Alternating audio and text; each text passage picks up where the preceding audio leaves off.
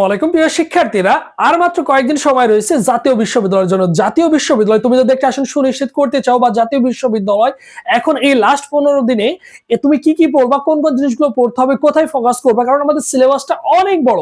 এই সিলেবাসটা তুমি কিভাবে শর্ট করে সুন্দর করে মাত্র একটু ফোকাস করলে কিন্তু জাতীয় বিশ্ববিদ্যালয় একটা আসন সুনিশ্চিত করতে পারবা, কারণ এখানে অনেক আসন সংখ্যা রয়েছে।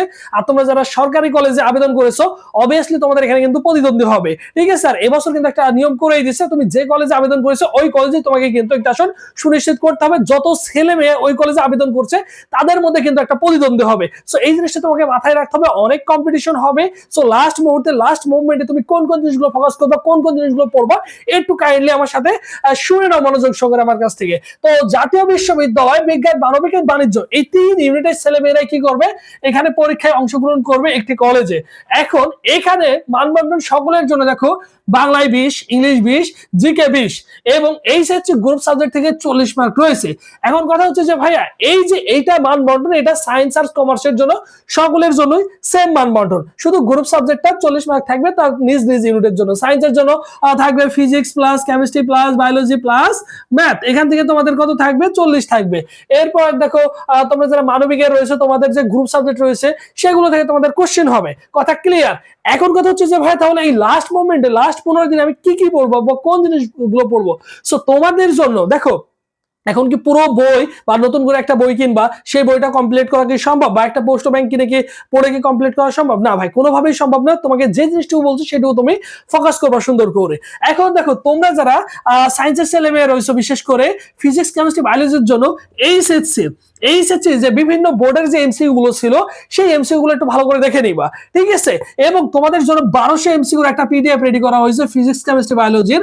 এই 1200 এমসিকিউর পিডিএফটা যদি তুমি কমপ্লিট করতে পারো সো ডেফিনেটলি তোমার কিন্তু এই প্রিপারেশনটা হয়ে যাবে, ঠিক আছে।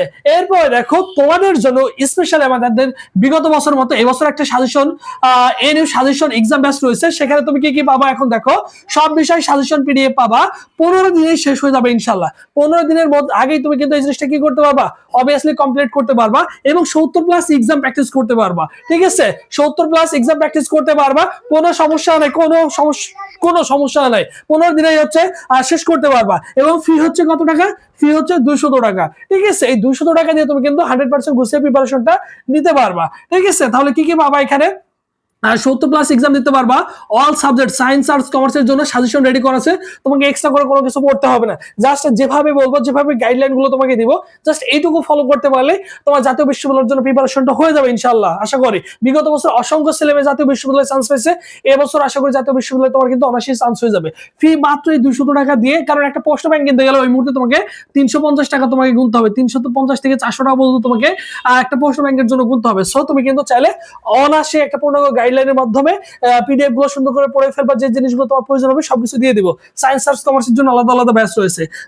আমাদের সাথে ভর্তি হওয়ার জন্য 01581595014 এই নম্বরে কি করবা, এই নম্বরে তুমি হচ্ছে 200 টাকা বিকাশ বা নগদ সেন্ডমানি করে এই নম্বরে হোয়াটসঅ্যাপে নক করলেই তোমাকে সকলের সাথে গ্রুপে অ্যাড করে দেওয়া হবে। আর এখান থেকে তুমি কিন্তু যাবতীয় তথ্য এবং সবকিছু পেয়ে যাবা। আর এটা হচ্ছে আমাদের অফিসিয়াল ফেসবুক পেজ, সবুজ চাইলেকে ফেসবুক অপশনে সার্চ করলে আমাদের অফিসিয়াল ফেসবুক পেজ পেয়ে যাবা। এই পেজে এসএমএস করলে ভাই তোমাকে রেসপন্স করবে। সো যে কোনো প্রবলেম ফেস করলে অবশ্যই আমার সাথে কি করবা, যোগাযোগ করবা, ঠিক আছে। সো যারা যুক্ত হতে চাও, যারা ভর্তি হতে চাও, ভাইদের অনলাইন এক্সাম আছে, অবশ্যই ভাইয়ের সাথে যোগাযোগ করবা।